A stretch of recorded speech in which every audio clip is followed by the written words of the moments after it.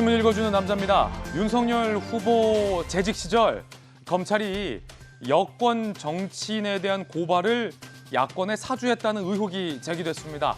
관건은 총장이 알았느냐, 이 의혹이 사실이냐일 텐데 윤석열 캠프에서는 날조된 일이다, 공작이다, 전혀 사실이 아니다 라고 강력하게 반발하고 있지만 여권의 대권 주자들은 강하게 문제 제기하고 있습니다.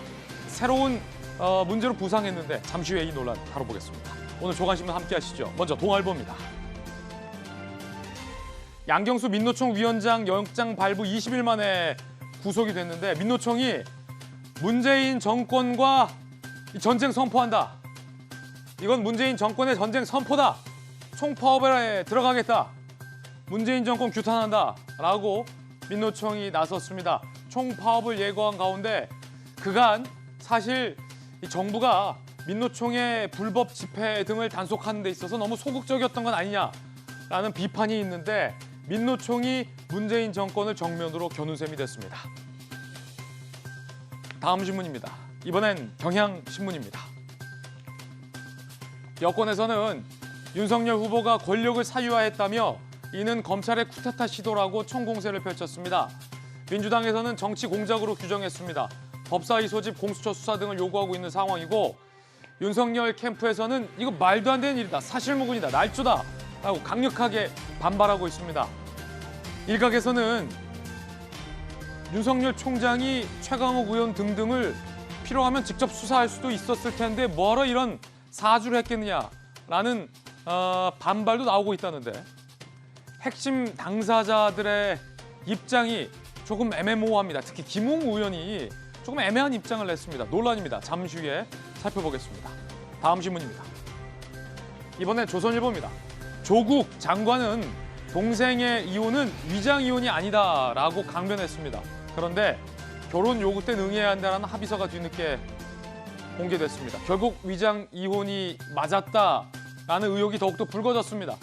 그렇다면 조 전 장관은 한 번 더 사실과 다른 이야기를 한 셈이 되는데 조 전 장관의 사실과 다른 해명 내지 주장 내지 설명은 어디까지일지에 대해서 비판의 목소리가 많습니다. 잠시 후에 다뤄보겠습니다.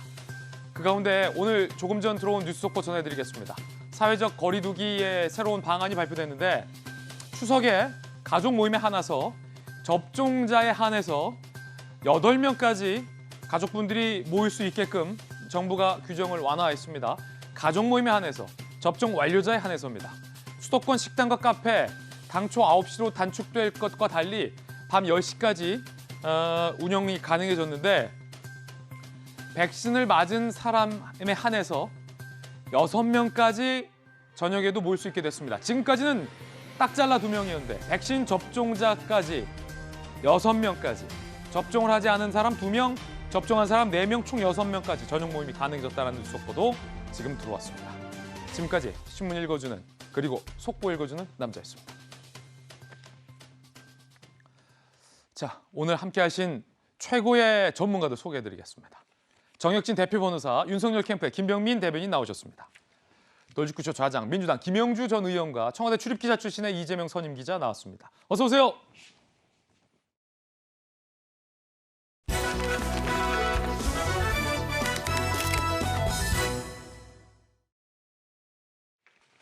한 인터넷 언론에 의해서 의혹이 제기됐는데 윤석열 후보가 검찰총장 재직 시절에 검찰이 여권 정계 인사들을 향해서 고발을 사주했다라는 의혹이 제기됐습니다. 의혹 단계입니다. 자, 윤석열 캠프에서는 격앙된 반응이 나왔습니다. 윤 검찰 야당의 고발 사주, 이 의혹이 무엇인지부터 살펴보겠습니다. 민주당에서는 검찰이 지난해 총선 직전에 현 국민의힘 측에 유시민, 최강욱, 황희석 고발을 검찰이 사주했다라고 주장을 하고 나섰습니다. 자, 그 근거는 인터넷 매체 뉴스버스의 보도였습니다. 뉴스버스의 보도는 당시 대검 수사정보정책관, 윤석열 총장의 최측근 중 한 명이었던 손준성 정책관이 지난해 4.15 총선 전 2차례 고발장을 은밀히 미래통합당의 김웅 후보에게, 현재는 국민의힘 의원이죠. 유승민 캠프죠. 김웅 의원에게 고발장을 은밀히 전달했다라는 게 뉴스버스의 의혹 제기입니다. 만약에 이게 사실이라면 검찰이 여권 정치인을 고발하는 데 있어서 야권에게 사주했다라는 이야기가 되는데요. 첫 번째 고발장은 유시민, 최강욱, 황희석, 언론사 관계자 등 11명, 혐의 공직선거법 위반, 정보통신망법 위반이 적시됐습니다. 소위 신라젠 취재 의혹 사건 등 사실과 다른 것을 이들이 앞장섰다라는 혐의죠. 두 번째는 최강욱, 허위사실 공표 혐의고, 명예훼손의 피해자로는 윤 전 총장의 부인과 윤 전 총장, 한동훈 검사장이 적시돼 있다는 게 보도 내용입니다.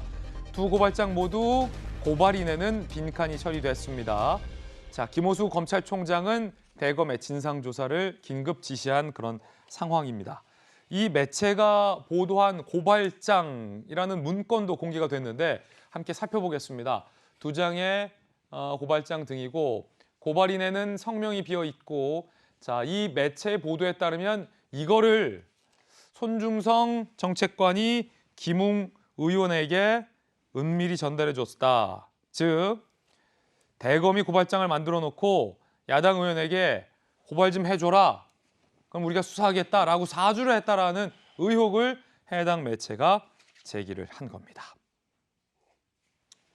이재명 기자, 지금 여권에서는 정치 공작이다, 검찰 쿠데타다라고 굉장히 반발하고 있는데, 자, 차분하게 사실관계를 좀 따져봐야 될 것 같습니다. 일단은 의혹인 상태고, 손준성 정책관이 그 고발장을 작성했다라는 일종의 근거나 증거가 매체에서는 제기하고 있습니까, 혹시? 매체에서 뚜렷하게 제기하지 못하고 있습니다. 그렇군요. 손준성 수사정보정책관도 나는 전혀 알지 못한다 이렇게 부인하고 있는 상태죠. 다만 뉴스버스의 보도에 보면 굉장히 날짜가 구체적으로 특정돼 있습니다. 날짜는 그러다 특정됐다. 보니까 실질적으로 손준성 수사정보정책관과 당시에는 이제 후보였지만 지금은 현 의원이 된 김웅 의원, 둘이 사법연수원 동기인데 두 사람이 만나고 예. 어떤 모종의 얘기가 있었던 건 사실 아니냐 이렇게도 이제 볼 수 있는데, 아직까지는 말씀드린 것처럼 전혀 확인된 사실은 없습니다. 그럼에도 불구하고 어쨌든 검찰의 차장검사가, 그러니까 수사정보담당관 차장검사 출신이 고위 간부라고 하겠죠. 당시 야권 인사를 만나서 피고발인으로 유시민 노무현 재단 이사장이라든지 아니면 최강욱 열린민주당 대표, 그리고 황희석 현재 열린민주당 최고위원 등 여권 인사들을 고발해달라고 요청했다. 그것이 사주일 수도 있고 청탁 여러 가지 단어를 쓸 수 있겠지만 어쨌든 그런 요청이 있었다면, 그래서 이건 굉장히 큰 문제일 수 있는 거예요. 사실이라는 가정 속에서요. 어쨌든 검찰 간부가 총선을 앞두고 어떤 어떤 선거에 개입하려고 하는 의도가 있지 않았냐 이렇게 볼 수도 있는 대목이 없지 않을 수 있습니다. 그런 점에서 상당히 파장이 예상되고, 또 하나의 파장은 이겁니다. 지금 보도에만 따르면 그 요청했던 것 중에 하나가 그저 이제 검찰 간부들에 대한 어떤 명예훼손 이런 것뿐이 아니라 윤석열 전 총장의 부인인 김건희 씨가 도이치모터스 주가 조작에 연루돼 있다 이런 의혹 보도를 하니까 그 기자들도 고발해달라 이렇게 요청을 했다면, 그건 사실 어떻게 보면 단순히 검찰 간부들 명예훼손 문제가 아니라 윤 전 총장의 개인을 위해서 검찰권 수사권 남용했다 이렇게 이제 볼 수도 있는 대목이 있는 거죠. 그런 점에서 앞으로의 파장이 상당할 수 있다. 그런 점에서 지금 대검이 어제 이제 보도가 되자마자 즉시 감찰에 나섰는데, 감찰 결과 굉장히 예의주시할 필요가 있을 것 같습니다. 자, 그렇습니다. 현재는 의혹 단계고 두 가지 정도를 좀 짚고 넘어가야 될 것 같은데, 해당 매체의 보도 내용 중에는 손중성 정책관이 그 고발장을 만들었다는 근거는 제시하지 못하고 있다. 그리고 손중성 정책관이 김웅 의원을 만나서, 두 사람이 동기라니까 전달했다라고 매체는 주장하고 있지만, 두 사람 간의 통화 내역이나 두 사람이 만난 사진 등 어떠한 증거는 현재 매체는 제시하지 못하고 있다는 게 현재 상황이고요.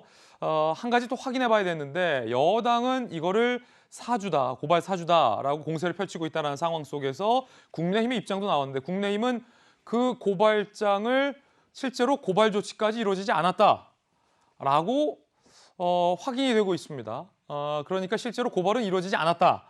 라는 것도 현재 상황에서 팩트 같습니다. 자, 정혁진 변호사님, 법률 전문가니까 네네. 묻겠습니다. 윤석열 캠프에서는 사실 무근이다라고 하고 있고 네. 여당에서는 이거 고발을 사주한 거다. 전혀 다른 이야기를 하고 있는데 일각에서는 윤석열 총장, 즉 검찰이 왜냐하면 최강욱, 황희석 이런 분들은 기소가 됐거나 고발이 됐었던 분들이잖아요. 마음만 먹으면 약간 이런 식의 사주를 할 필요가 없이 직접 수사하면 되는 거 아니냐라는 반론도 일각에서 있던데 자, 이 부분은 정익준 변호사님 어떻게 보세요? 법률. 옛날에는 인지 수사가 충분히 가능했는데 예. 이제 검경 수사권 조정이 되면서 검사가 직접 수사, 직수라고 하는데 직수할 수 있는 사건들이 많이 줄어들었거든요. 그래서 명예훼손 같은 경우는 검찰이 직접 수사할 수가 없습니다. 만약에 한다라고 하면 굉장히 큰 부담이 될 거고 그렇기 때문에 그 공직선거법 관련된 수사는 할 수가 있는 것인데 그런데 이런 정도 가지고 검찰이 선거법 수사를 한다? 이거는 앞만 봐도 좀 어색한 면이 있을 수 있고 예. 그다음에 또 제가 어떤 생각을 하냐면은 그 인지 수사를 한다고 했을 때 그 피해자가 누구냐? 윤석열 총장과 가까운 관계자들 아니겠습니까? 예. 그런데 지금 모시고 있는 총장을 위해서 이런 식으로 인지 수사를 한다라고 하는 것은 그렇군요. 누가 봐도 좀 이상하다. 그렇기 때문에 그 고발이 들어왔을 때 그 예. 고발을 그건 어차피 처리를 해야 되니까 그런 모양새를 취할 수는 있었겠다. 일단 그런 생각은 드는데 그러면 두 번째 질문 드리겠습니다. 네네. 이게 완전한 사주가 되려면 네. 대검 윤 총장 측근이 고발장을 막 만들어서 고발인 비워놓고 야당 국회의원 후보에게 줬단 말이에요. 검사였던 김웅. 그러면 김웅 의원이 이걸 받고 당에게 전달을 해서 당이 그 고발장 내용 그대로 고발 조치가 이루어졌다면 이게 완전한 사주인데 현재 그건 아닌 것 같은데 네네. 최강욱 의원 등은 고발이 됐고 기소가 됐고 지금 재판 중이잖아요. 그러면 네. 최강욱 의원은 뭐 누가 고발하는 겁니까? 그 일반 시민단체에서 시민단체가? 고발을 했던 것으로 제가 기억합니다. 시민단체가 고발한 것이다. 네네. 정익준 변호사님, 이 의혹 자체에 대해서는 그럼 어떻게 보세요? 일단 제가 법적으로 뭐가 문제가 될까 곰곰이 생각을 해봤는데 첫 번째 드는 생각은 무고의 교사. 왜냐하면 이제 어떤 사람을 죄가 없는 사람을 그 고발을 해가지고 그 여러 가지로 불편한 어려운 사정에 빠뜨리게 되면 무고죄가 되지 않겠습니까? 그런데 무고죄는 허위의 사실을 해야 돼요. 근데 과연 제가 그다음 좀 이상한 게 고발장이 이제 언론에 나와 있는 게 표지만 나와 있지 내용은 전혀 없어서 그 내용을 보진 못했는데 어쨌든 그 내용에 허위 사실이 들어 있으면 무고 교사죄가 될 수가 있을 것 같고 그다음에 이제 공직선거법 그러니까 선거와 관련해서 총선과 관련해서 영향을 미칠 그러한 내용이 들어 있으면 공직선거법 위반죄도 될 수 있을 것 같다. 일단 그런 생각은 들면서 그런데 지금 김호수 총장 입장에선 이 부분을 밝힐 수밖에 없다라고 생각하는 게 단순히 형사 처벌의 문제가 아니고 이거는 조직의 위상과 관련된 문제이기 때문에 왜냐하면 만약에 저것이 사실이고 심지어 저것을 이제 윤 총장이 지시를 했다라고 하면 예. 검찰이라고 하는 국가의 막대한 권력 기관을 사유화하고 더 나아가서 비밀 정치 조직화했다라고 하는 야당의 말이 그렇게 틀린 것은 아니지 않을까 하는 생각을 누구나 할 수 있을 것이기 때문에 이런 부분은 모두를 위해서도 이제 검찰에서 명명백백하게 밝혀야 될 것 같다고 예. 저는 생각합니다. 만약에 이게 사실이라면 검찰을 사유했다라는 비판, 검찰이 총선에 개입하려 했다라는 비판에서 자유로울 수 없게 되는 이야기가 됩니다. 그렇기 때문에 사실 여부가 좀 규명이 돼야 될 것 같고 만약에 전혀 사실이 아닌 허위 사실을 이 정도로 크게 키웠다면 누군가 의도로 이게 여기까지 왔는지 여부에 대해서도 논란이 커질 것 같으므로 여러 의미에서 사실 규명이 좀 빨리 돼야 할 것 같은데 일단 여권의 반응 한번 들어보겠습니다. 이낙연, 정세균 두 대권 주자의 반응입니다. 사실이라면 명백한 정치 공작입니다. 그들은 국가 사정기관의 격을 시정잡배와 다를 바 없는 수준으로 끌어내렸습니다. 그런 윤석열 검찰은 저는 강력히 규탄합니다. 충격적인 대형 게이트로 갈 가능성이 많습니다. 당시에 윤석열 검찰과 야당을 한 몸으로 봐도 무방한 것이죠. 이것은 정말 있을 수 없는 일을 저질렀다고 봅니다. 자, 그럼 이번엔 윤석열 캠프 측의 반박도 준비가 돼 있습니다. 함께 보겠습니다. 강하게 반박하고 있습니다. 사실무근, 윤 총장은 모르는 일, 검찰총장 재직 중 누구에 대해서도 고발을 사주한 바 없음을 분명히 밝힌다. 윤석열을 흠집내려는 음모이자 정치 공작의 소산이다. 민주당이 해당 보도를 즉각 활용해 정치 공세 펴는 것 수상하다. 배후 세력이 반드시 밝혀져야 한다. 그러면서 손중성 검사와 김웅 의원 당사자들의 해명도 지금 나와 있는데 손중성 검사는 매체의 보도에 따르면 고발장을 작성해서 김웅 의원에게 줬다라는 인물이잖아요. 황당한 내용으로 아는 바 없다. 해명할 내용도 없다. 강력 부인하고 있고 김웅 의원은 당시 수많은 제보가 있었고 당연히 당 법률지원단에 전달했다. 제보받은 자로 전달하는 것이 문제될 것이 없다라는 해명을 낸 상황입니다. 일단 윤석열 캠프의 김병민 대변인 오늘 나오셨으니까 네. 자 한번 묻겠습니다. 윤 총장이 손중성 정책관에게 예. 고발장을 작성해서 야당에게 고발을 하라고 사주를 했습니까? 안 했습니까? 어떠한 사주도 어떠한 보고를 받은 바도 없다라고 분명하게 밝히고 있습니다. 윤석열 전 총장, 그러니까 윤석열 예비 후보는 이 관련된 사실에 대해서 분명하게 사실관계가 아니라는 점을 다시 한번 거듭 말씀을 드리고요. 저는 이 뉴스를 보면서 문득 2020년 4월 15일 총선 전의 사건이 굉장히 진하게 떠올랐습니다. 그 당시에 있었던 등장인물들이 그대로 다시 나오는 겁니다. 4월 15일 채널A에 있는 기자를 둘러싸고 여기에 대해서 검언 유착이라는 해괴망측한 프레임을 씌워서 사실상 정치가 언론과 같이 결탁을 해서 검찰이 언론과 결탁을 해서 뭔가 엄청난 음모를 꾸며낸 것처럼 숱한 정치적 주장을 해왔지만 시간이 지나서 재판의 결과를 다 우리가 들여다봤을 때 한동훈 검사장은 끝내 기소조차 하지 못했고 관련된 기자는 최종적인 재판의 선고 결과에 따라서 무죄가 선고되는 내용들을 아마 많은 국민들께서 지켜보고 있을 겁니다. 예. 선거 전에 정치적인 공세를 가지고 무수하게 얘기를 하게 되면 이 내용들이 혹시나 진실일까 싶은 마음에 유권자들의 선택에 피해를 입히는 경우들이 왕왕 발생합니다. 어제 있었던 보도를 보니까 윤석열 검찰이라고 아예 제목부터 찍어서 설명을 하고 있습니다. 아니 윤석열 전 검찰총장에게 어떠한 사실관계 확인이라든지 이런 내용들이 있지 않았던 상황이고요. 분명히 말씀드리건대 김웅 의원 스스로가 부인하고 있고 해당자 중에 한 명인 손준성 검사도 이 사실을 부인하고 있습니다. 더 나아가서 저 고발장의 실체가 어디서 온 것인지에 대해서 명확하게 사실관계 확인이 되지 않고 실제 저 고발장을 통해서 고발이 이루어지지도 않았습니다. 만약에 문제가 된다면 시민단체 등에 대한 여러 고발이 있었기 때문에 그 내용을 바탕으로 수사를 할 수 있을 텐데 실제 당의 고발도 이루어지지 않았고 수사도 진행되지 않았던 일을 가지고 저 고발장의 내용 하나랑 그리고 김웅 의원 스스로가 부인하고 있는데 그 내용들을 엮어서 보도된 내용에 따라서 여권의 정치인들이 짜맞춘 듯이 정치 공세에 나서는 일이 매우 유권자들의 선택과 판단의 권리를 침해한다고 다시 한번 강하게 말씀드리고요. 예. 지난날 이 검언 유착이라는 해괴한 프레임에 맞춰서 온갖 정치적 음해와 주장을 했던 정치인들은 지금 무엇하고 있습니까? 저는 현명한 유권자분들께서 한 번 속지 두 번 속지는 않는다고 생각합니다. 그 당시에 있었던 일들에 대해서 있지도 않는 거짓으로 국민을 현혹시켰던 정치인들이 국민 앞에 고개를 숙이고 난 다음 이 문제에 대한 진실 규명에 나서기를 다시 한번 촉구합니다. 자, 윤석열 캠프 김병민 대변인의 주장은 윤 총장은 전혀 사주한 바도 없고 해당 의혹은 사실이 아니다. 네. 한 번 속지 두 번 속냐? 이게 악의적 공세다라는 입장 전해드리고 있고요. 자, 김영주 의원님, 그런데 손중성 검사는 해당 의혹에 대해서 전혀 부인하고 있는데 제가 궁금한 건 김웅 의원의 반응입니다. 한번 다시 볼 수 있으면 우리 띄워주시면 보면서 질문 드리겠습니다. 김웅 의원은 명확하게 밝히면 되는데 애매하게 지금 입장을 밝히고 있다는 느낌이 들어요. 예컨대 손중성 검사에게 해당 문건 받았냐? 받았다. 아니면 안 받았다.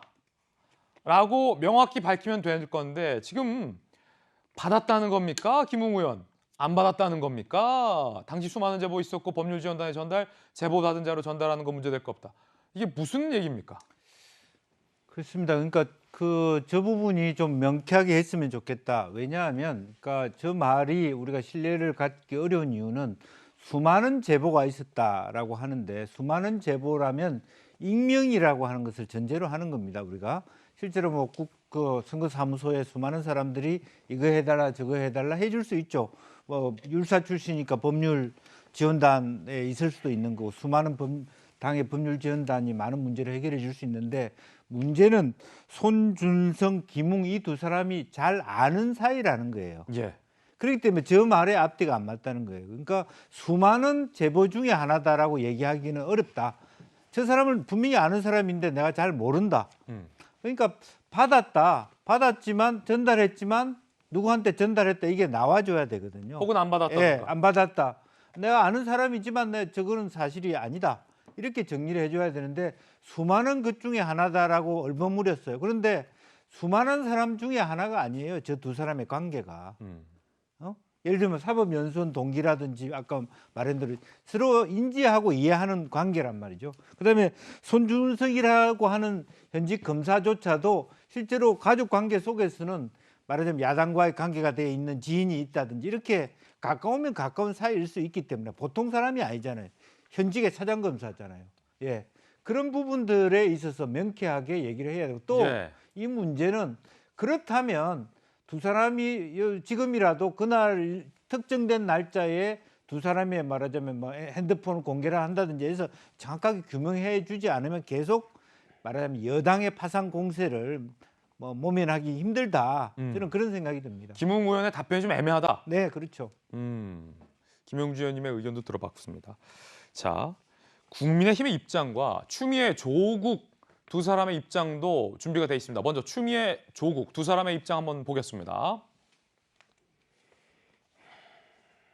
조국, 윤석열 검찰은 총선 앞두고 다 계획이 있었다. 국정원의 정치 공작에 준하는 범죄 행위다. 추미애, 윤 전 총장은 더 이상의 망동으로 국민에게 치욕과 수치 강요한 행위 중단하고 처벌을 기다리라. 지금 뭐 맹공을 펼쳤고 이준석 대표 이야기 한번 들어보겠습니다. 이준석 대표의 이야기입니다. 김웅 의원과 여러 관계자들의 말을 종합해 보면 아직까지 확인된 사실이 많지 않은 것으로 보이고 지금으로서는 저는 별다른 입장은 없습니다. 검찰권 남용이나 총선 개입이라는 비판도 있고 이제 실제 고발을 청구받은 행위 자체가 문제라는 지적도 이제 계속 공격이 나오는데 문제 없다고 보시는 건지요? 청부 고발이라는 단어 자체가 새로 조어된 말이지 실제 사실관계가 저는 확인되지도 않았다 보고 그리고 실제로 고발이 이루어진 바도 없기 때문에 예를 들어 누군가가 저에게 뭘 제안한다고 해가지고 제가 다 받아들이는 건 아니지 않습니까? 자, 일단은 당이 그 내용대로 고발하지도 않았다. 그리고 당에 저 고발장이 전달됐는지 여부는 좀 사실 확인이 필요한 것 같고 그러면 이재명 기자, 손준성 정책관이 그러니까 즉 검찰이 김웅 의원에게 저거를 전달했느냐 안 했느냐 요거부터 좀 규명이 돼야겠군요. 그게 훨씬 중요한 문제죠. 사실은 지금 이준석 대표가 말한 것처럼 실적을 받아서 김웅 의원이 법률전단에 전해서 뭐 당에서 고발했느냐 안 했느냐도 이게 중요한 거지만 그 전에 앞단에서 검찰의 고위 간부가 여당 인사를 만나서 고발장을 전달했다면 당연히 검찰이 그러니까 이게 사실이 맞다면 검찰이 비판을 피할 수 없는 거죠. 당시 검찰이. 그렇기 때문에 뭐 검찰총장이었던 윤석열 후보도 당연히 그 비판을 피할 수 없는 거고 또 이제 이 보도가 사실 여부가 지금 확인되지 않았지만 왜 주목받고 있냐면 손준성 수사정보정책관이라는 자리 자체가 결국은 각종 수사정보 그리고 검찰 내의 동향 등을 검찰총장에게 직보하는 자리입니다. 그러니까 이 수사정보정책관이 결국은 검찰총장의 직할부대인 겁니다. 그런데 만약에 정말로 손준성 차장검사가 움직였다면 윤 전 총장이라든지 아니면 윤 전 총장에 가까운 인사들과 모르게 움직일 수는 없을 거라는 게 지금 여권의 추정이고 의심인 거죠. 그러니까 그런 점에서 김웅 의원이 받아서 전달은 사실 그것보다 더 중요한 게 뭐냐면 손준성 차장검사가 실제 움직였냐가 훨씬 더 중요한 겁니다. 그래서 그런 점에서 대검의 감찰 결과가 나와야 되는 거고 그러니까 이게 사실관계가 확인되지 않았지만 결국은 그 자체가 먼저 규명돼야 그다음부터 이 논란의 어떤 진위 여부, 어떤 논란의 핵심을 알 수 있다, 본질을 알 수 있다는 생각이 듭니다. 자, 윤석열 캠프에 김병민 대변인 나오셨으니까 여러 의혹들에 대해서 좀 질문 좀 드리겠습니다. 먼저 첫 번째, 아까 말씀 주셨지만 윤 후보는 사주한 바 없다는 게 명확한 입장인 거죠? 네, 맞습니다. 그러면 손준성 당시 정보정책관이 김웅 의원과 만나서 전달했는지 여부에 대해서도 부인하고 있는 겁니까? 다시 한번 손준성 정책관이 김웅 의원과 만나서 고발장을 전달했다라는 의혹에 대해서 두 사람 자체가 관련된 사실을 부인하고 있지 않습니까? 그렇죠. 윤석열 후보는 이 내용에 대해서 전혀 지시한 바도 보고받은 바도 없기 때문에 사실 무근이라고 설명하고 있는 것이고요. 그 아래서 일어났던 일들의 둘 간에 무슨 일이 있었는지를 보도가 돼 있는데 둘이 내용들을 부인하고 있는 상황 아니겠습니까? 상식의 범위에서 생각을 해보면 4월 15일이 총선입니다. 그리고 총선의 한 보름 정도의 기간 동안, 한 2주 정도의 기간 동안 공식적인 선거운동이 들어가는데 저도 4.15 총선에 출마했으니까 4월 달이 되고 나서 그 초반부는 굉장히 바쁜 하루하루의 시간을 보내고 있습니다. 근데 만약 아무리 친한 지인이라 하더라도 대한민국의 공직 검찰이 현직 후보에게 와서 무언가를 전달하고 하는 과정들을 거쳤다면 이것을 상식적으로 받아들이기가 가능하겠는가라는 생각을 저는 갖고 있거든요. 김웅 의원 스스로가 이 내용에 대해서 뉴스의 기사가 사실로 성립이 되려면 김웅 의원이 저 내용을 받았다는 일이 증명이 돼야 되는데 예. 김웅 의원 스스로가 부인하고 있는 것 아닙니까? 여기에 대해서 지금 현재 조합이 돼야 될 가장 기초적인 사실관계부터 맞춰지지 않는데 증명이 안 되고 있잖아요. 그런데 갑자기 윤석열 검찰이 이 엄청난 거대한 음모의 중심에 있는 것처럼 국민의힘 경선이 시작되는 와중에 맞춰서 뉴스 보도가 되고 여권의 정치인들이 앞다퉈서 공세를 하고 야권에서 국민의힘 경쟁자들도 나서서 윤석열 후보 끌어내리기 바쁩니다. 제가 말씀을 드리고 싶은 건 2020년 4월 15일 총선 전, 그 전에 있는 2019년 크리스마스를 전후해서 유시민 노무현재단 이사장이 검찰이 노무현재단 기자를 들여다봤다. 이런 얘기 하지 않습니까? 거짓말이었죠. 검찰은 나중에 결국은 본인 스스로가 사과문을 통해서 악마화시키는 그 과정들까지도 본인의 글을 통해서 얘기를 하고 있습니다. 완전한 거짓말로 다 드러났음에도 불구하고 검찰이 노무현재단의 계좌를 들여다봤다는 유력한 정치인들의 메시지가 있고 그 내용들을 지켜보고 난다면 유권자들의 판단에는 굉장히 중요한 영향을 미칠 수밖에 없다는 사실이죠. 이 내용에 대해서도 얼마든지 의혹이 있고 문제가 있으면 보도를 해야 되고 사실관계를 바로잡아야 되는데 사실관계의 핵심인 김웅 의원이 이 사실을 전달받았는가? 손준성 검사라는 사람이 이 내용을 작성한 적이 있는가? 이 기초적인 사실관계를 가지고 시작해야 되는 것 아닙니까?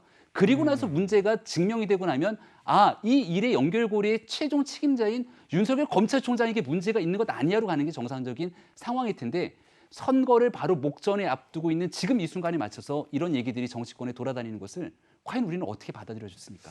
지금 윤석열 캠프 입장에서는 이게 타이밍이나 내용이나 이게 좀 묘하다라고 보고 있는 것 같은데 자, 그것 또한 이제 윤석열 캠프의 의혹 제기인 만큼 국민 여러분들께서 판단을 해주셔야 될 것 같다라는 생각이 들고 중요한 것은 앞서서 말씀드렸지만 일단 한 인터넷 매체가 의혹 제기를 했고 하지만 그 인터넷 매체는 의혹에 대한 사실관계나 근거들을 구체적으로 밝히지는 않은 상황에서 여권과 여권의 주자들이 맹공을 퍼붓고 있고 윤석열 캠프 측에서는 지금 들으셨던 것처럼 강하게 반박을 하고 있다라는 상황. 이 정도로 좀 정리가 될 것 같습니다.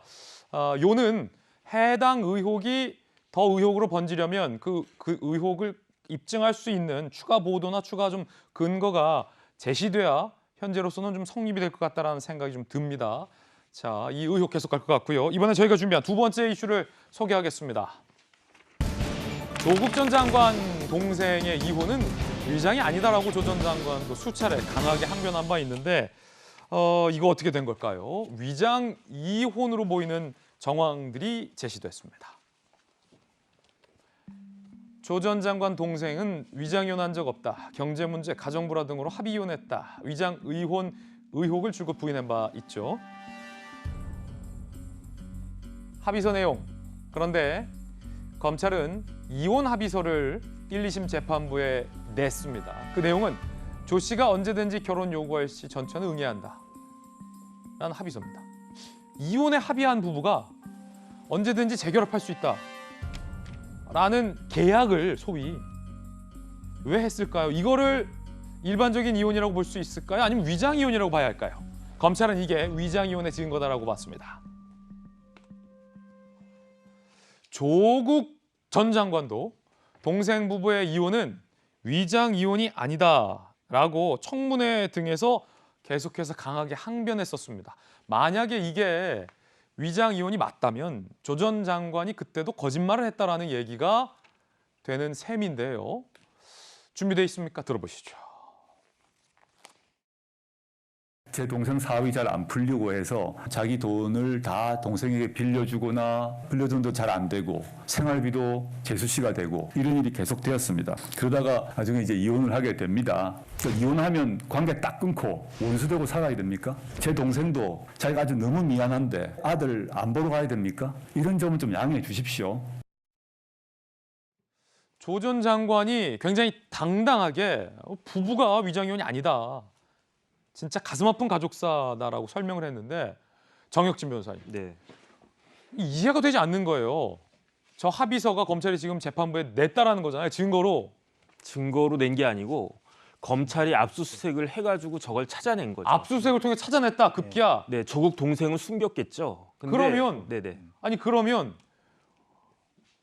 정말로 뭐 경제적인 문제, 뭐 성격 문제, 혼인 생활이 안 돼서 뭐 이혼을 해 갈라섰는데 언제든지 재결합을 요구하면 응해야 된다라는 합의서를 어떻게 이해해야 합니까?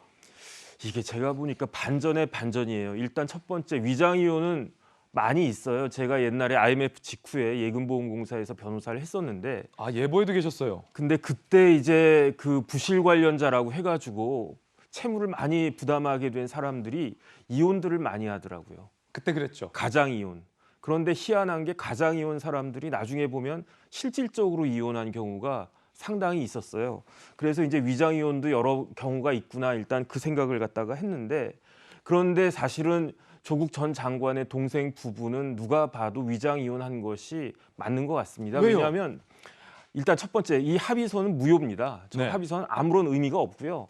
나중에 이제 조국 전 장관의 동생이 다시 부인한테 빨리 나랑 결혼해라 합의가 있다 해도 이 합의서는 사회상규에 반한 거기 때문에 무효다라고 한마디만 하면 저거는 있으나 마나한 그 합의서인데 아하. 여러 가지 정황들이 있어요. 그 조국 전 장관 아버지께서 돌아가셨을 때 그 뭐 비서계에도 이혼한 며느리가 막 그 들어가 있었고 예. 그다음에 그 어머니가 사는 집도 뭐 그러니까 쉽게 말하면 동서지간이죠. 굉장히 복잡하게 딱 되어 있었기 때문에 누가 봐도 이거는 위장 이혼이었구나라고 다들 생각을 했었는데 빼도 박도 못하게 저 의미가 없는 합의서가 위장 이혼임을 거의 도장 찍듯이 한 것이 아닌가.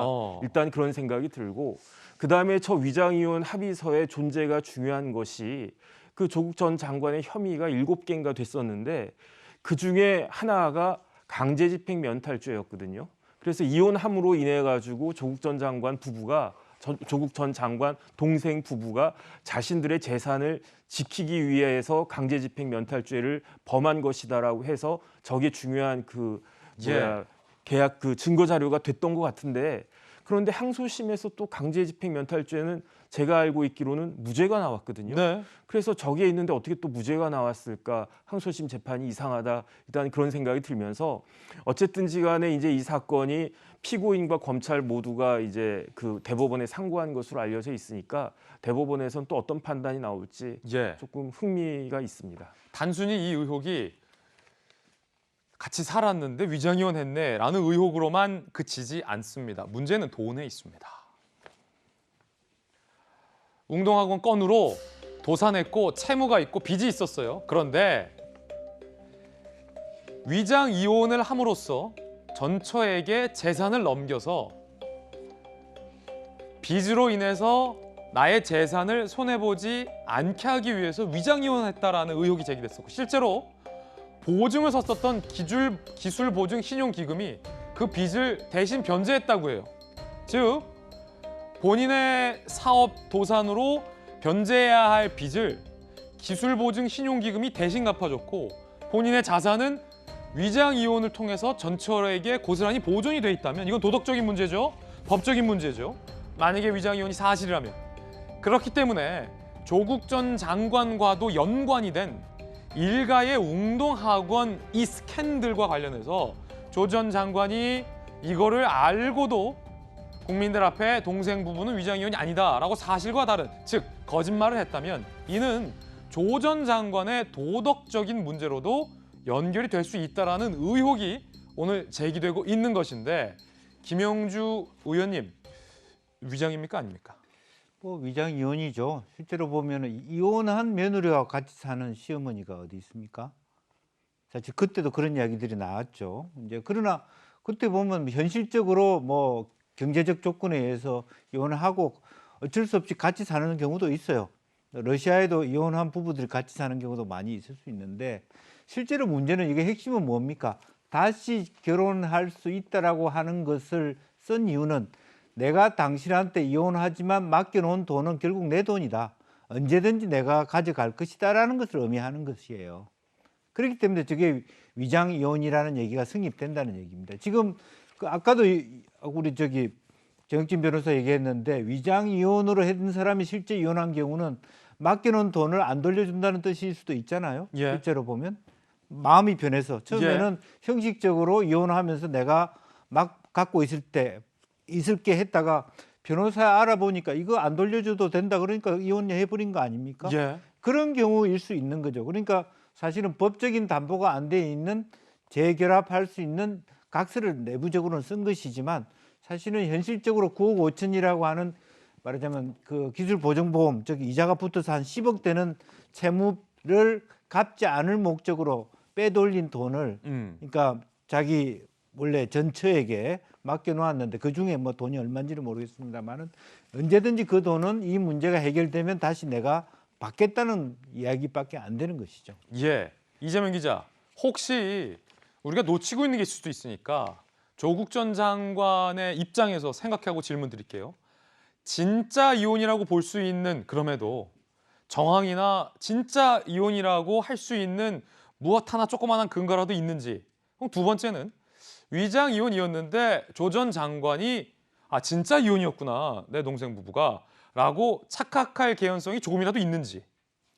글쎄요, 제가 그걸 정확히 안다는 건 좀 어렵지만 조금 전에 김영주 전 의원 말씀하신 것 중에 시어머니가 이혼한 며느리와 동거한 건 아니죠. 지금 논란이 됐던 건 당시에 이혼한 며느리 소유의 빌라에 시어머니가 살았던 겁니다. 그런데 뭐 그거 관련해서 이제 조국 전 장관 여러 가지 이제 가족적인 문제를 얘기했기 때문에 그것이 뭐 전혀 불가능한 일은 아니죠. 그냥 자주 있는 일은 아니겠지만 드문 일이겠지만 어쨌든 불가능한 일은 아니기 때문에 그걸 가지고 뭐 위장 이혼이다 아니다 말할 수는 없는데 지금 새롭게 나온 건 어쨌든 합의문 아니겠습니까?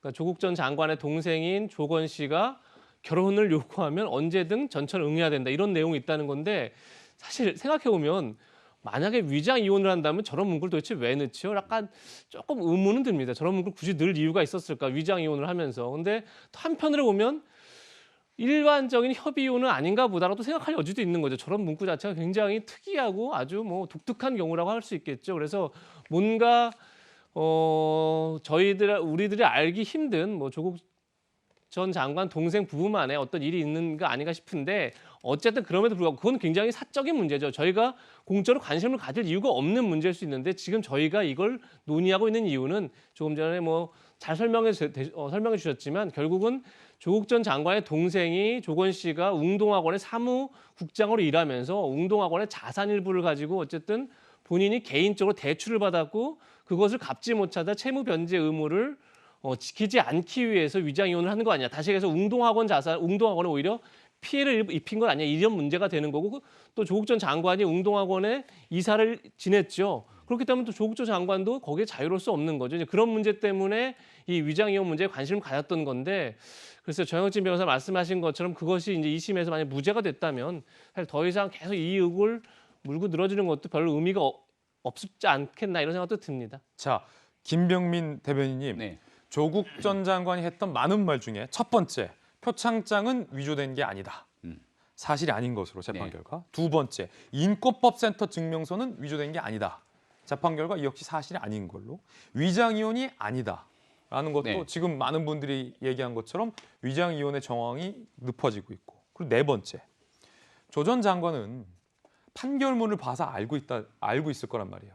조민 씨의 대학 성적이 24등이었다는 것을 조국 전 장관은 알고 있었을 텐데 부산대가 3등이라고 사실과 다른 발표를 했을 때 조 전 장관은 내 딸은 3등이다 라고 사실과 다른 이야기를 한 것. 뭐 하나 맞는 게 없어요. 국민을 기만했다라고 저는 생각을 합니다. 왜냐하면 청문회장에 나와서 많은 언론들이 관심을 갖고 있었고요. 여기에 대해서 조금이라도 본인에 대한 방어를 하거나 피해갈 수 있는 여지가 있었을 때 잘 몰랐다라고 얘기할 수는 있겠으나 조 전 장관이 지난 청문회에서 했던 굉장히 자신 있게 얘기했던 많은 일들이 재판 결과 많은 내용들이 다 거짓으로 드러났던 부분들을 충분히 볼 수 있습니다.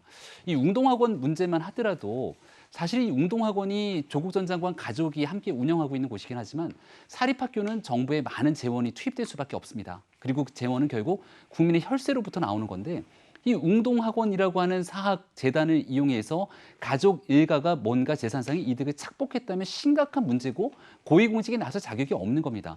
하지만 조국 전 장관은 청문회장 앞에서 국민들께 아니라고 항변했고 결과적으로 그 내용이 다시 뒤집어지게 된다면 사실 책임 있는 정치 영역에 있었던 사람은 국민 앞에 고개 숙여서 죄송하다고 사과하는 것이 기본 도리일 겁니다. 근데 조국 전 장관 딸에 관련된 부산대학교 입시 문제에서 드러났듯이 조 전 장관은 끝까지 국민 앞에 사과하는 모습을 보이지 않기 때문에 결국 정치권에서 이미 정치 영역에 떠나 있던 조국 전 장관이 계속 소환될 수밖에 없는 것이거든요. 마지막으로 대한민국의 법무부 장관을 지냈고 또 민정수석을 지냈던 고위공직자로서의 일말의 책임감이 있다면 이런 문제에 대해서 한 번쯤은 사과하는 모습을 좀 볼 수 없겠는가 하는 아쉬움이 짙게 남습니다. 김근식 교수는 조 전 장관이 판결문을 읽어서 딸의 성적을 알고 있었을 텐데 사실과 다른 주장을 했다며 비판했습니다. 요 대목인데 정경심 교수 판결문을 당연히 읽었을 텐데 부산대 발표를 즉각 인용해 거짓 선동한 조국은 가증스러운 정치꾼, 위선과 거짓말의 달인, 조국답다라고 비판을 했는데 바로 조 전 장관이 부산대 발표 후 SNS에 올렸었죠. 요 대목을 의미하는 것 같습니다. 정혁준 변호사님, 네. 조 전 장관이 이렇게 분명히 학부 성적 3위라고 강변을 하거든요. 네. 정경심 부인의 판결문을 안 읽었을 수도 있나요? 저는 사실은 제가 너무 부끄럽다 그 생각이 듭니다. 왜냐하면 첫 번째, 조국 전 장관은 전공이 법학이잖아요. 형법학이잖아요.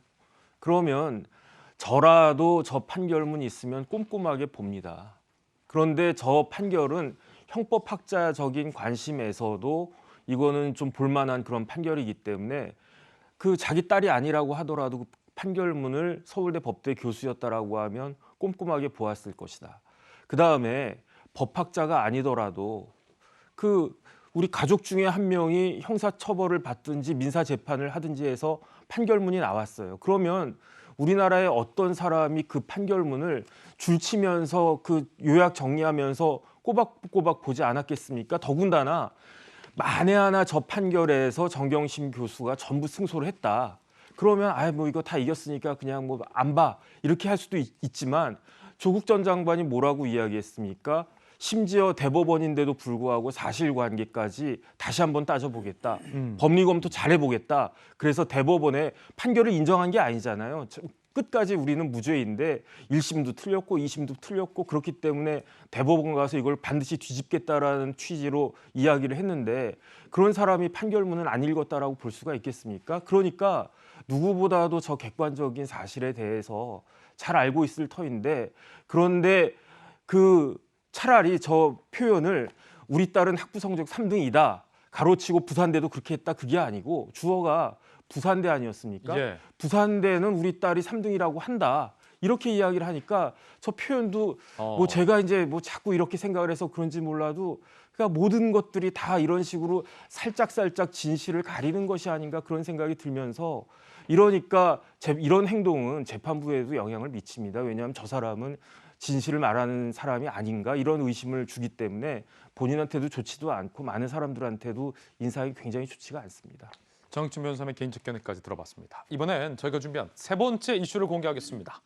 문재인 대통령의 복심으로 불리는 윤건영 의원이 별값이 은값됐다라고 얘기를 해서 논란이 되고 있습니다.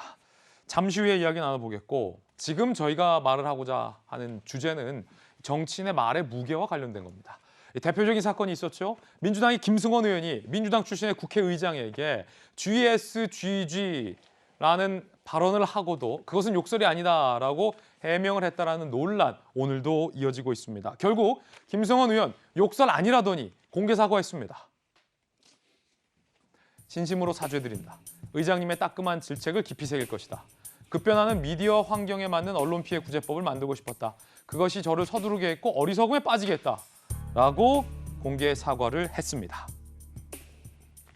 저는 그런데 김용주 의원님, 이 네. 김승원 의원의 사과가 진심으로 사과한다, 따끔한 질책을 깊이 새기겠다라고 말은 하시고 있지만 본인이 무엇을 잘못했고, 아니 잘못을 했다는 건지 무엇에 대한 사과인지에 대해서 사과의 명확성 면이 좀 분명치 않다라는 지적이 많아요. 예컨대 GSGG는 욕설이 아니다라고 김승원 의원은 줄기차게 끝까지 주장하지 않았습니까?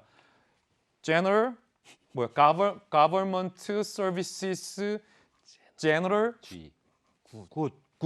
이라고 어려워 주장을 했는데 그게 아니라 욕설이었습니다.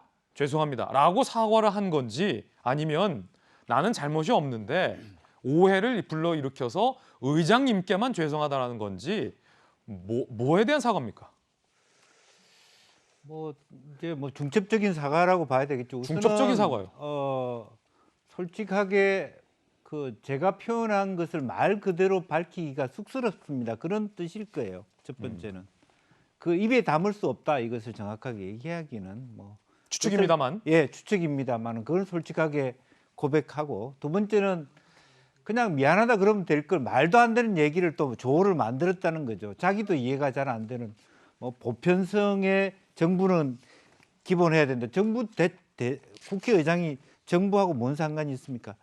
자기가 제일 좋은 대학 나온 사람으로서 말도 안 되는 변명을 한 거죠. 아, 국회의장과 그 가버먼트는 사실은 관계 없는 거예요? 그 관계 없죠. 입법 사법의 수장이 행정수장을 얘기한 맞네. 거잖아요. 우리나라 삼권 분립이잖아요. 예, 그건 대통령한테 욕한 거잖아요. 가버넌스는 보편선에 욕해 봉사해야 되는데 가버넌스 수장이 누굽니까? 대통령. 대통령이죠.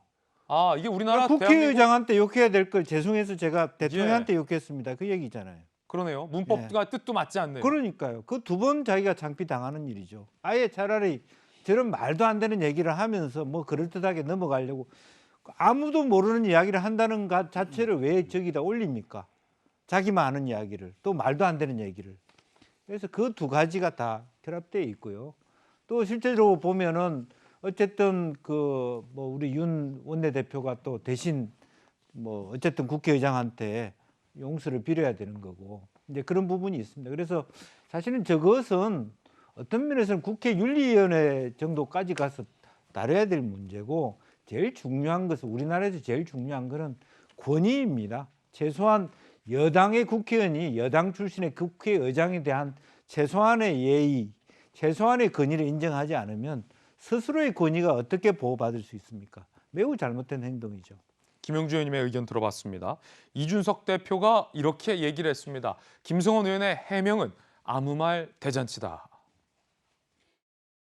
그분이 해명을 하셨는데 Government Service General 굿이라고 했는데 이건 말이 아닙니다. 이건 아무 말 대잔치이기 때문에. 근데 이 아무 말 대잔치로 해명했다는 것 자체가 오히려 좀 이상한 것이고, 윤호중 대표께서 GSG 같은 소리 안 들으려면은 협상의 결과를 좋게 해석해서 홍보하셔야 될 것이다.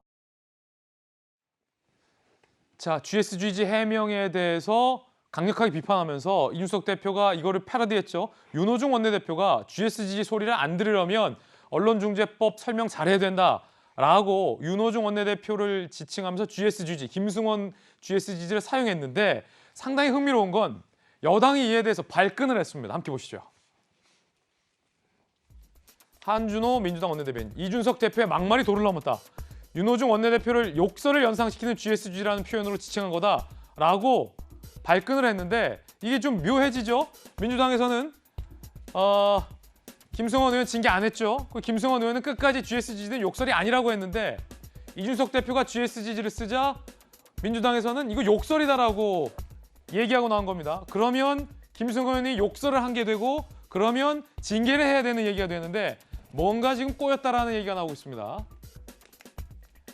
해당 발언은 김 의원의 공개 사과로 마무리된 사안, 구태여 문제 발언을 끌어들여 여당 원내대표를 깎아내려 시도하더니 한심하고 졸렬하다. 자, 요거는 뭐 의미가 있을 수 있어요. 이거는 공개가 된 건을 구태여 끌어들이냐. 하지만 앞서, 자, 이건 욕설이다라고 민주당의 원내대변인이 정의를 해버린 거죠.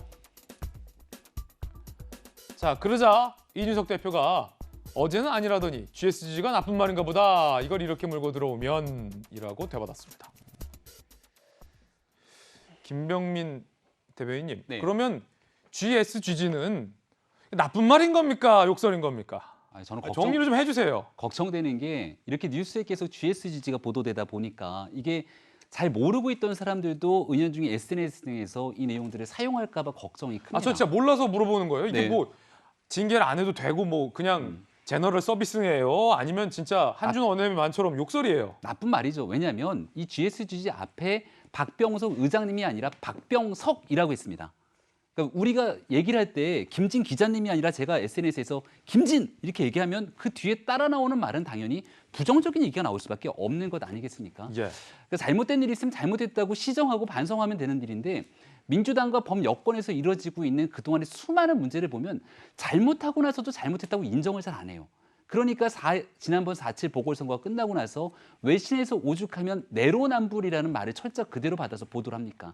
저는 이 일에 대해서 금태섭 의원이 제일 먼저 지적을 했던 걸 기억나는데 당론을 따르지 않았다는 이유로 금태섭 의원을 징계할 정도의 정당이라면 이런 GSGG에 대한 발언을 국회의장에게 사용한 국회의원의 행태와 문제 그리고 이 문제는 결국 민주당에 대한 정치적 도덕성의 기준을 완전히 떨어뜨리게 되는 거거든요. 민주당 차원에서의 징계뿐 아니라 국회 차원의 징계가 이루어져야지 이런 일이 재발 방지하지 않을 것이고요. 국회 차원의 징계에서도 수위가 다 많이 있습니다. 경미한 수준의 징계라도 뭔가 상징적인 의미를 바탕으로 보여줄 때만이 이런 일들 두 번 다시 재발하지 않을 거라 생각합니다. 자, 그러면 좀 정리 좀 해볼게요. 논란이 있으니까 김승원 의원은 끝까지 GSGG는 욕설이 아니다라고 주장을 했어요. 사과는 했지만 김승원 의원은 이 용어를 쓴 사람인데 원작자는 욕설이 아니다라고 최종 주장이 나와 있고 그런데 김승원 의원이 소속 민주당은 원내대변인 논평을 통해서 GSGG는 욕설이다라고 정의를 했어요. 그렇죠? 그런데 민주당은 GSGG 용어를 사용한 김승원 의원은 징계를 하지 않았는데 GSGG를 사용한 이준석 대표에게는 비판 논평을 냈다. 자, 이게 정리된 거죠? 그렇죠. 예. 그래서 이거 같습니다. 그러니까 지금 GSGG가 저는 뭐 감히 예측컨대 뭐 거의 올해 말말말에 꼽힐 정도가 될 것이다. 왜냐하면 지금 보시면 알지만 많은 댓글들에 지금 본인이 좋아하지 않는 싫어하는 정치 이름 뒤에 다 GSGG를 다 붙이고 있습니다. 그 정도로 지금 정체불명의 국적불명의 지금 욕설이 유행을 하게 된 겁니다. 김승원 의원으로 인해서. 그래서 저는 진짜 민주당이 이것을 어쨌든 욕설을 인정한 거 아닙니까? 원내대변인이 이거 공식 논평이죠. 욕설이다라고 인정을 한 거기 때문에 공식 논평. 저는 GSGG 정신에 따라서 다시 얘기해서 공직자는 공공선에 복무해야 된다는 그 정신에 따라서 김승환 의원을 징계해야만 그래야만 다시 지금 아까 얘기했지만 이렇게 품격이 완전히 지금 바닥난 국회 권위를 다시 살릴 수 있다. 이재명 기자가 지금 쓴 GSGG는 욕설 그렇죠. GSGG가 아니라 김승원이 말한 정신이 있지 않습니까? 김승원 GSGG 버전이다. 공직자는 공공선에 복무해야 된다. 예. 그 정신에 따라서 GSGG란 욕설을 쓴 김승원 의원을 징계해야만 본인 스스로의 민주당 스스로의 말을 증명할 수 있다. 그런 점에서 그렇게 땅에 떨어진 권위를 다시 살림으로써 스스로의 자정 능력을 보여줘야 된다. 이런 생각이 듭니다. 자, 이재명 기자의 의견 들어봤습니다. 그런가 하면 문재인 대통령이 임명을 했던 장성들 중에 몇 명이 윤석열 캠프에 합류를 하자 윤건영 의원이 비판을 했는데 그 표현이 논란입니다. 문재인 정부의 초대 육군 참모총장과 공군 참모총장, 그냥 장성이 아니라 육공군 참모총장이 윤석열 캠프에 합류를 했습니다. 김용우, 이왕근 전 참모총장인데 그러자 윤건영 의원이 별값이 X값 됐다. 민주당 정부에서 과실 다 따먹었던 분들이 자리를 바라고 정치적 선택했다면 장군답지 못하다. 참 부끄럽다라고 비판을 했습니다. 그러자 장성들이 윤건영 의원에 대해서 이런 입장을 냈습니다.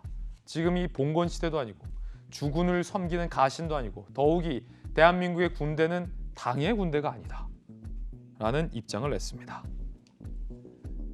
김용호 전 육군 참모총장, 문재인 정부의 고위 장성은 이미 이전 정부 때 장성이 된 사람들이고 문 정권이 진급 시혜를 줬는데 배신했다고 보는 것 자체가 전근대적 발상이다. 국방부에 있었던 정혁진 변호사님, 네. 윤건영 의원의 발언이 논란인 이유는 별값이라는 표현 때문인 것 같아요. 저는 그 뒤에 나오는 X값이라는 표현이 저급하다 아니냐의 논란을 떠나서 윤건영 의원이 썼던 별값이라는 표현에 논란이 있는 것 같습니다. 왜냐하면 별값. 문재인 정부에서 김용우, 이완근 두 분의 훌륭한 군인을 참모총장으로 임명했을 때 별을 달아주면서 무언가를 기대하고 별값을 매겼다라고 생각하는 사람은 아무도 없잖아요. 문재인 정부에서 자질이 있는 사람을 평가해서 별을 달아줬다. 그런데 김용우, 이완근이 이 두 명의 참모총장이 현직도 아니고 캠프에 합류한 것에 대해서 인간적으로 어떻게 이럴 수 있냐라고 항의할 수 있지만 여기서 별값을 운운한다는 것이 마치 우리가 달아줬으니까 별값 내놔라 라고 오해의 소지도 있을 수 있지 않습니까? 이 별값 어떻게 보십니까? 저는 뭐 윤건영 의원이 현 정권의 핵심이니까 속으로 저런 생각을 할 수는 있다라고는 생각을 해도 저런 말을 어떻게 쉽게 할 수 있을까 일단 그런 생각은 들고요. 그다음에 제 개인적인 경험상 그 국방부에 별들이 많아요. 뭐 그냥 우글우글해요. 뭐 밤중이라는 말도 있을 정도로. 그런데 그 중에 이제 좀 저런 사람이 어떻게 장군이 됐을까 싶은 사람들도 있는데 제가 경험상 삼성 장군 이상은 3스타, 4스타는 그 군에서 별 다는 게 쉬운 게 아니지 않습니까? 삼성 장군, 사성 장군 되려면 검증이 굉장히 철저하기 때문에 삼성 장군 이상이었던 분들은 다들 그 존경할 만하고 그다음에 제가 아는 분은 제가 존경하는 분인데 그 3스타 출신이에요. 내가 삼성 장군까지 했는데 내 처신을 바로 해야지. 내가 국가로부터 이런 명예를 받았는데 이걸 갖다가 내가 훼손하지 말아야지. 이렇게 다짐하면서 사는 분들이 상당히 많이 있다. 일단 그런 생각이 들고요. 저는 묻고 싶어요. 지금 그 우리나라에서 제일 중요한 게 무엇이겠습니까? 뭐 재정도 중요하고 경제도 중요하고 그렇지만 결국 국가의 존재 이유는 가장 큰 존재 이유는 안보이거든요. 그런데 그 육해공군 참모총장, 군사령관 이렇게 그러한 안보의 최고 그 중요한 자리에 적재적소의 사람을 배치를 해야 그게 제대로 된 정권이지. 아, 내가 이제 뭐 나한테 잘해줬으니까 저 자리 주고, 나한테 좋을 것 같으니까 저 자리 주고, 뭐 저 자리를 바라니까 내가 저 자리 주고.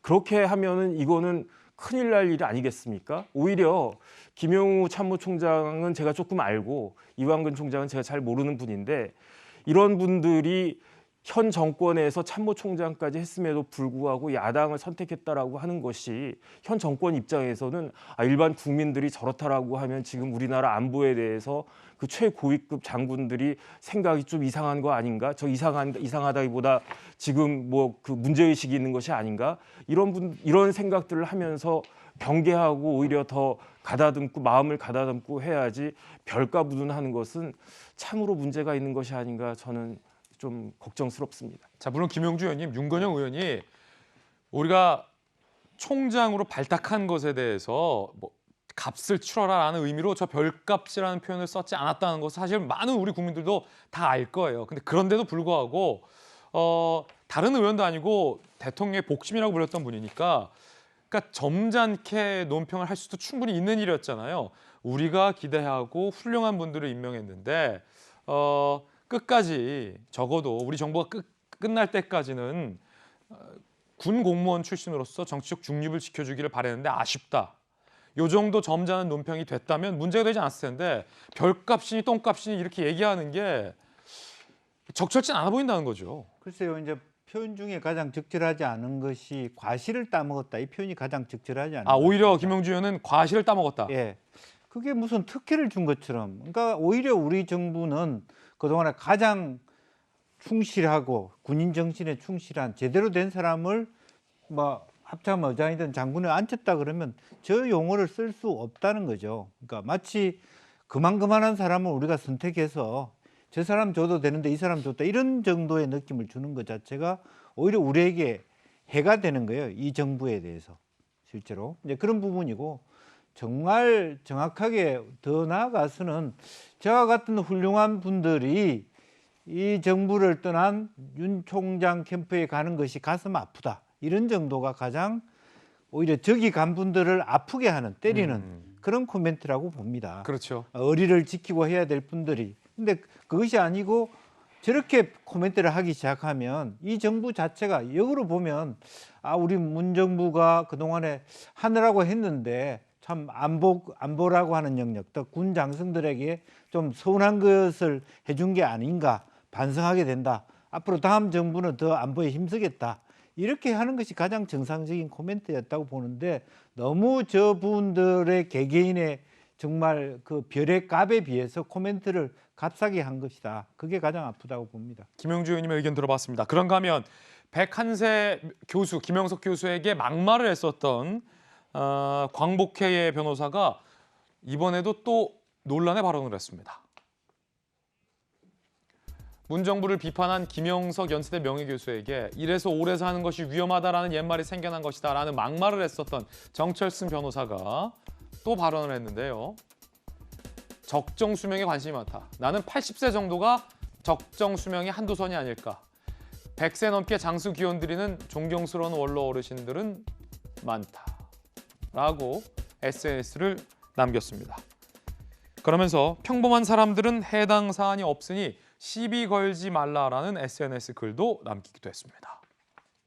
이건데 이재명 기자, 적정 수명이 80세고 오래 살면 안 된다. 근데 그 이유가 현 정부에 대해서 비판을 했다라는 이유 어떻게 보십니까? 적정 수명이 80세라면서 이런 걸 같이 남겼습니다. 고대 로마 귀족들은 공동체에 보탬이 되지 않으면 스스로 곡기를 끊어서 존엄사를 택했다. 뭐 이런 이제 표현까지 같이 썼죠. 그러면서 자기가 볼 때 적정 수명이 80이다 이렇게 얘기를 했는데 정철승 변호사가 지금 광복회의 고문 변호사입니다. 저는 가장 큰 피해가 광복회에 있다고 생각합니다. 광복회 회원분들 다 고연령자십니다. 나이들이 많습니다.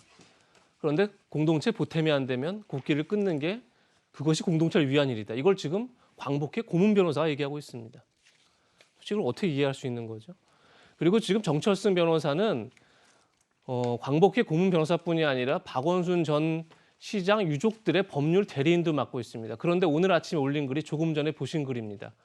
다시 한번 보면 좋을 것 같은데 그 글 내용 이겁니다. 평생 명예와 존경을 쌓아온 이들은 그것을 한순간에 잃게 될 수 있어 오래 사는 것이 위험하다. 도대체 누가 누구에게 이 얘기를 하고 있는 거죠? 저는 굉장히 본인이 한 얘기가 본인에게 빚으로 돌아갈 것이다 이렇게 볼 수밖에 없고 정철승 변호사에게 가장 슬픈 얘기가 이겁니다. 언론이 잘 공격하지만 자기는 아무 데미지를 입지 않았답니다. 그러니까 손실을 입지 않았다. 그러면서 내 팔로워 수가 어제만 300이 늘었다 이렇게 주장을 합니다. 정철승 변호사 나이가 70년생이라 지금 50이 넘었습니다. 50는 이제 지천명이라고 합니다. 하늘의 뜻을 아는 나이입니다. 그런데 본인 인생의 손실과 이익이 팔로워 수입니다.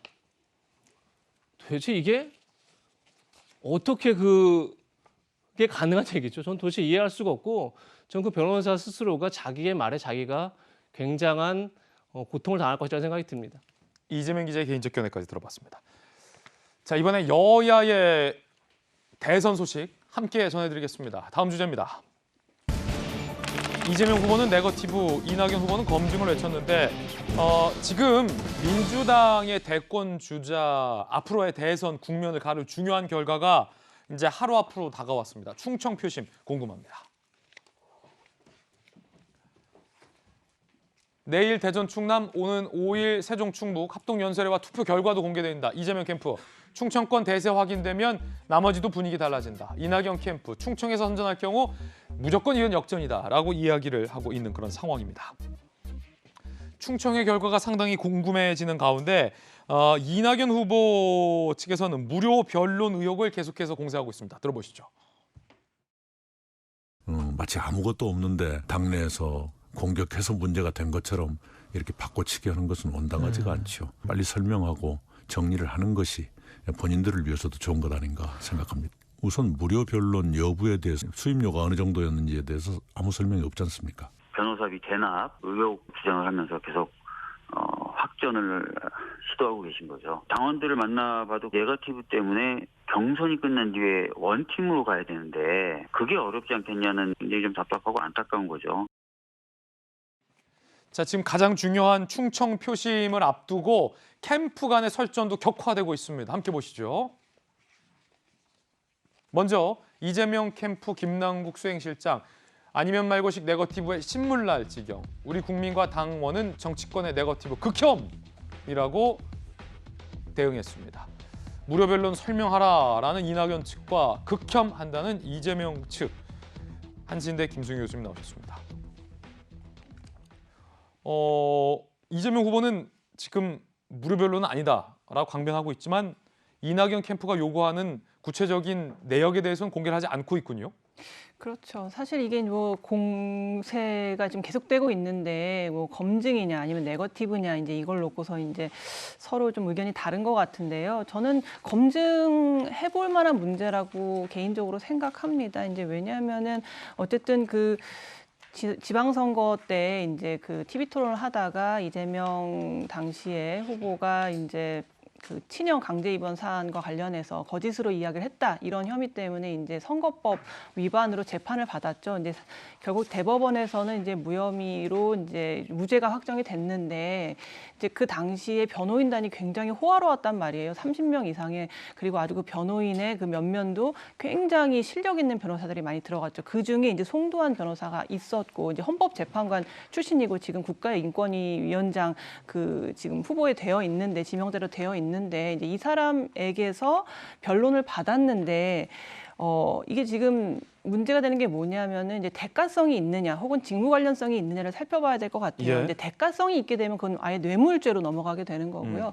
직무 관련성이 만약에 있다면 그것 역시도 청탁금지법에 위배가 됩니다. 하지만 대가성도 없고 직무 관련성도 없다면 100만 원까지는 받을 수가 있어요. 그런데 송도한 변호사 같이 그렇게 좀 거물급 변호사에게서는 당연히 수임료가 100만 원을 넘어가게 되죠. 그렇기 때문에 이게 만약에 무료로 받았다고 한다면은 어쨌든 청탁금지법상 위반이 될 수 있는 소지가 있습니다. 그렇기 때문에 이낙연 캠프 측에서는 이재명 후보가 만약에 무료 변론을 받은 게 아니라면은 재산 내역을 공개해라. 그러면 굉장히 많이 돈이 들어갔을 것이고 본인도 해명을 하는 과정에서 뭐라고 했었냐면은 3심까지 해서 돈이 굉장히 많이 들었다고 얘기를 했거든요. 그렇다면 이제 재산을 공개하거나 재산 내역이 어떻게 줄어들고 늘었는지 얼마나 돈이 나갔는지를 공개하면 되는데 그걸 공개하고 있지 않은 게 좀 석연치 않은 대목이고요. 또 이제 본인은 이것이 사생활이다. 이재명 후보는 이게 지금 사생활이기 때문에 더 이상 묻지 마라. 이런 식으로 이제 당초 얘기를 했는데 또 그 뒤에 나온 해명을 보면은 공익적 차원에서 소송을 하게 될 때 민변 소속 이제 변호사들은 이렇게 공익을 위하는 마음에서 이렇게 무료로 그냥 물론을 하거나 이름을 올려놓는 경우가 있다라고 이제 변호를 했는데 앞뒤가 맞지 않죠. 왜냐하면 사생활이라고 분명히 얘기를 했는데 그 뒤에는 이게 공익적 차원의 어떤 소송이었다라고 얘기를 하기 때문에 이 앞뒤가 계속 맞지 않는 이제 해명들이 계속되다 보니까 당연히 이낙연 캠프 측에서는 그 어느 것도 받아들이기 어렵다. 좀 더 명확하게 대답해 달라라고 말하고 있는 입장입니다. 자, 그런가 하면 앞서서 이제 충청의 결과가 굉장히 중요하다고 말씀드렸는데 관련된 여론조사 한 대목 살펴보겠습니다. 이재명, 이낙연, 대전, 세종, 충청에서의 대선주자 적합도 엠브레인 퍼블릭 결과에 따르면 이재명 후보가 30%, 이낙연 후보가 11%의 여론조사 결과를 보이고 있습니다.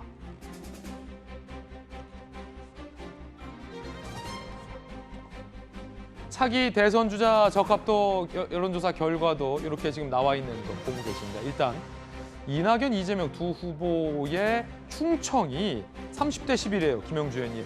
물론 이건 일반 여론조사이기 때문에 민주당이 하고자 하는 이 순회 경선의 방식과는 좀 다른 게 있고 이제 당원 투표도 포함이 되기 때문에 대전, 세종, 충청이 전체 이제 순회 경선을 쭉 하고 마지막에 이제 서울까지 하는 거에 여태까지 영향을 미쳤기 때문에 첫 투표, 스윙보터, 어떤 바로미터, 첫 결과 굉장히 중요하잖아요. 대전, 세종, 충청의 결과가 실제로 어느 정도 뒤에 있는 이제 결과도 영향을 미치나요? 많이 해보셨잖아요.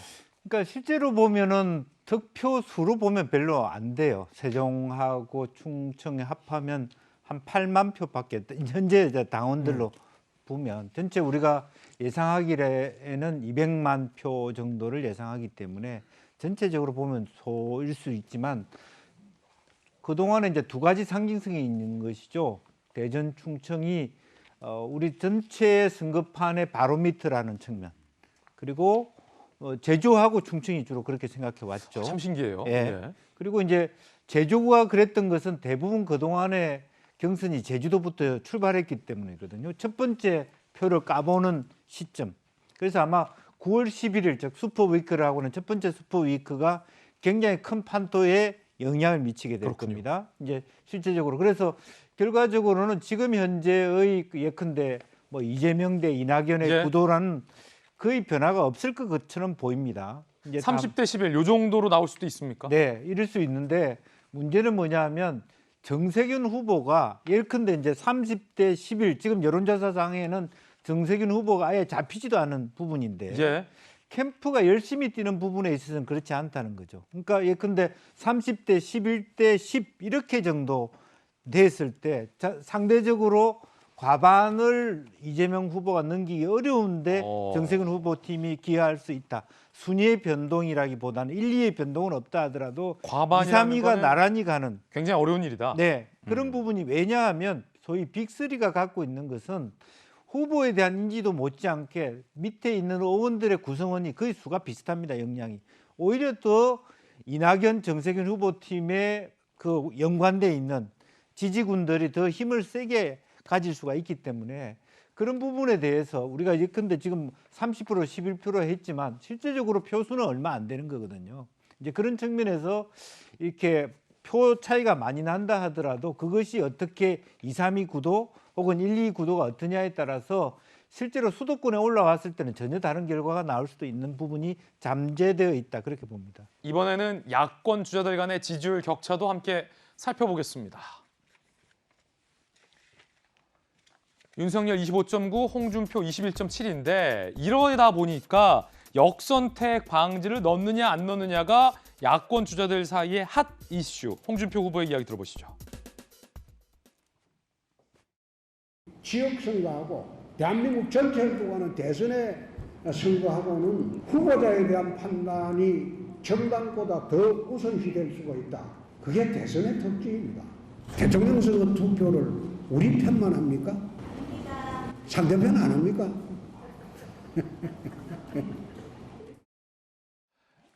주자들 간의 역선택 갈등이 워낙 심해지니까 정홍원 선관위원장이 호소문을 발표했습니다. 정권 교체 위한 결집, 국민들 염원 담아내야 하는 중차대한 상황 하나 돼야 된다. 상식에 맞고 순리에 부합하면 소위 벌이는 용단도 갖겠다. 공정이 최고다. 사심없이 형성 이끌겠다. 좀 기다려달라. 나 좀 믿고 따라달라. 라고 호소문을 냈지만 주자들 간의 시끌시끌함은 뭐 여전한 것 같고요. 이준석 대표가 선관위가 경선룰 수정 권한이 있다라고 입장을 밝히자 유승민 후보 측에서 판 깨고자 하면 파국이다. 파국을 얘기했습니다. 자, 논란은 계속될 것 같고요. 이번엔 저희가 준비한 다음 순서입니다. 오늘의 뜨거운 소식들만 모아봤습니다. 오늘은 핫3가 아니라 핫2로 준비했군요. 함께 보시죠. 강민석 전 청와대 대변인이 책을 냈는데 대통령의 발언들이 소개가 됐는데 청와대에서도 불편한 기류가 감지됩니다. 왜일까요? 전자발찌 살인범 강윤성의 신상이 공개됐습니다. 살펴보겠습니다. 청와대 대변인이 현직 대통령의 발언들이 담겨있는 책을 냈습니다. 강민석 전 청 대변인인데 정부의 코로나 대책과 대응을 기록한 승부사 문재인이라는 책을 출간했는데 논란이 된 내용은 저서 중 지난해 총선 전 재난지원금 지급 과정에서 문 대통령이 경제가 아니라 정치 경제를 할 때라고 언급했다. 이 부분이 굉장한 오해의 소지가 있는 대목이다라는 야당의 지적입니다. 예컨대 야당에서는 대통령이 뭐 총선 전에 재난지원금 지급하면서 경제가 아니라 정치 경제를 얘기했어? 이거 봐. 이건 정치를 염두에 둔 발언이다 라고 야당이 반발하고 있습니다. 대통령의 정치 경제 주문은 선거 승리를 위해 현금 살포하라는 말이다. 국가 재정을 악용한 선거 개입 소지가 다분하다. 청와대 입장도 한번 볼까요? 내용은 저자 책임. 청와대도 굉장히 좀 불편한 기류. 자, 객관적인 입장에서 김수경 교수께서 보실 때 요 발언이 강민석 전 청와대 대변인 발언이 사실인지 여부. 그러니까 실제로 문재인 대통령이 총선 전 재난지원금 국면에 정치 경제를 강조한 것이 사실인지 여부가 좀 규명이 돼야 할 것 같고, 요게 정치 경제가 과연 야당이 주장하는 것처럼 총선 앞두고 현금 살포라는 것인지에 대해서도 좀 따져봐야 될 것 같아요. 어떻게 보십니까? 그러니까 이 책이 나올 때 청와대의 지금 입장은 이 책이 나오는 것도 최근에 알았다고 했지만 아무 조율이 없이 그냥 저렇게 문재인 대통령을 제목으로 뽑은 책을 그냥 개인이 자기 그냥 결정으로만 썼을 것 같지는 않아요. 승부사 문재인. 분명히 청와대와 어느 정도의 조율은 있었을 거라고 저는 생각을 하고요. 그리고 이제 아마 저 내용을 쓸 때 강민석 전 대변인은 지금 경제 논리 때문에 너무 재원이 많이 들어가기 때문에 재난지원금을 모두에게 줄 수는 없다라는 이제 주장들이 그 정부 내에서도 있었죠. 홍남기 경제부총리나 이런 분들은 너무 무리가 된다. 그렇기 때문에 전 국민에게 줄 수 없다는 입장이었는데 그때 아마 이제 문 대통령이 지금은 그 경제 논리로만 문제를 파악할 게 아니라 국가를 다스리고 국민들의 지금 삶을 들여다봐야 되는 이런 정치의 입장에서도 경제를 연동시켜서 판단해야 된다라는 취지로 말한 것으로 아마 강민석 전 대변인은 좋게 쓴 말일 거예요. 그렇겠죠. 그렇지만 굉장히 오독이 충분히 가능한 내용이죠. 어쨌든 그때 당시가 어떤 상황이면 말씀하셨던 것처럼 총선을 앞두고 있고 지금 이 재난지원금이 뭐 매표행위냐 아니냐 가지고 엄청 논란이 많을 때였는데 그때 대통령이 정치 경제를 생각해야 될 때라고 말을 했다. 그렇다는 건 당연히 그러면 결국은 재난지원금을 전부에게 다 주라고 했던 그 판단은 굉장히 정치적인 판단이었구나라는 해석이 충분히 가능하기 때문에 청와대도 굉장히 당혹스러울 수밖에 없는 상황이고 선을 긋고 있는 거라고 보입니다. 윤석열 캠프는 어떻게 봐요? 저는 강민석 대변인이 최근에 는 시점을 좀 잘못 선택한 것이 아닌가 생각합니다. 정권 임기가 이제 얼마 남지 않았습니다. 이제 문재인 정부 내년 5월인가요? 임기 다 마치고 나서 과거에 청와대에 몸을 담았던 인사들이 대통령을 회고하고 쓸 수 있는 많은 얘기들이 있을 텐데 정권 말에 있었던 내용들을 쓰는 과정에 강민석 대변인이 자기의 그냥 생각만을 바탕으로 쓰지는 않았을 것 아닙니까? 저도 캠프에 대변인을 짧게 하고 있습니다만은 제 생각을 쓸 때도 있습니다만 그때보다는 훨씬 더 중요한 사실관계를 파악해서 낼 수밖에 없는 게 대변인들의 숙명이기 때문에 강민석 전 대변인이 썼던 저 많은 내용들 중에서 정치 경제라고 하는 단어처럼 이 논란이 될 만한 소지들을 콕콕 집어서 앞으로 치러지게 되는 대통령 선거 국면에 여러 정치판의 이슈가 될 가능성이 매우 높거든요. 강민석 대변인이 왜 책을 냈을까에 대한 생각이 됩니다만은 무튼 얘기가 나왔으니까 코로나 국면을 혹시나 정치에 활용하려고 했던 문재인 정부의 모습들이 드러난 것은 아닌가 이런 비판의 지점에 대해서 저는 청와대가 깊이 숙고하는 시간을 가졌으면 좋겠습니다. 자, 하투 두 번째 소식입니다. 전자발찌 살해범 강 씨의 신상이 공개됐습니다. 강윤성, 남성, 만 56세, 사진과 얼굴은 이렇습니다. 경찰이 범죄의 심각성 그리고 잔혹성 등을 고려하여 신상을 공개하기로 결정한 겁니다. 경찰은 강윤성이 추가 범행을 계획했다는 정황도 포착한 것으로 전해지고 있습니다. 이재명 기자, 어떤 내용이죠? 네, 지금 보시는 것처럼 지금 강윤성이 전자발찌를 끊기 앞뒤로 전과 후로 2명을 지금 살해했다 이렇게 지금 혐의를 받고 있고 구속이 됐는데 그 피해 여성 2명 말고도 다른 여성과 통화한 기록을 경찰이 발견했다는 겁니다.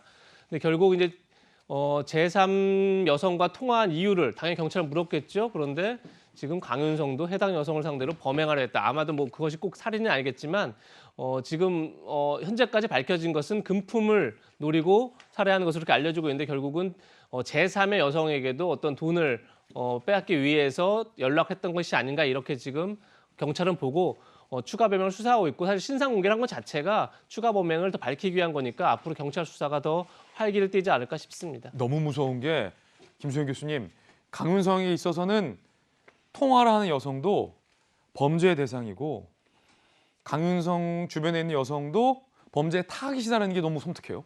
정말 무섭죠. 그리고 이렇게 전자발찌라는 게 이렇게 끊기 쉽고 또 끊었다 한들 별다른 조치를 취할 수 없는 것인지 아마 사람들 잘 몰랐을 것 같아요. 근데 지금 경찰의 주장은 어쨌든 전자발찌가 훼손이 돼서 그 집에 여러 번 찾아갔지만 영장이 없어서 들어가지 못했다는 얘기거든요. 근데 제가 물론 이제 법률가는 아니라서 저의 생각이 얼마나 초업적인 생각인지는 모르겠지만 전자발찌를 끊었다는 것 자체를 만으로도 어떤 추가 범행의 의지가 있다는 것으로 판단하고 법을 그렇죠. 바꿔서라도 이런 경우에는 영장 없이도 뭔가 조치를 취할 수 있는 경찰권을 더 강화시킬 수 있는 그런 법이 강화되거나 만들어져야 되지 않을까. 그렇지 않고서야 어떻게 정말 편안한 마음으로 이렇게 살겠습니까? 지금 신상 공개도 됐지만 물론 뭐 범죄를 저지른 사람의 얼굴이라는 게 따로 있는 건 아니지만 너무나 멀쑥하게 그냥 우리 평소에 다 볼 수 있는 시민의 얼굴이잖아요. 예. 그렇다 보니까 정말 여성으로서 또 아이를 키우는 입장에서 너무 두렵고 좀 더 강력한 경찰의 공권력이